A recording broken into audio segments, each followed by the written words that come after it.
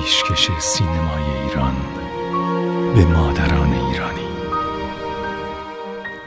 برای تو شدن بیمار و خسته، فرستادم برات گل دست دسته، تو رو تا مادرت گهوار بسته، دل ما رو خدا یک بار بسته، جونی جونی یار جونی، رشتی و مازندرونی.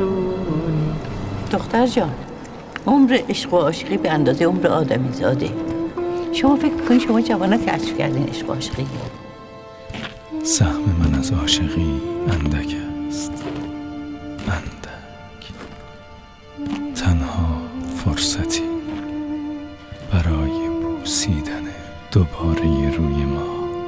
فیلم جدید سازندگان تلاوم، بوسیدن روی ما. شیرین یزدانبخش، رابع مدنی، مسعود رایگان، صابر ابر، سعید پورصمیمی، شیدا خلیل، شاهرخ فروتنیان، شبنم مقدمی، امیر حسین رستمی، نازنین خزایی، لیلی فرهادپور. فیلمی از همایون اسعدیان. تهیه کننده منوچهر محمدی. از 5 مهر ماه 1391 در سینماهای سراسر کشور.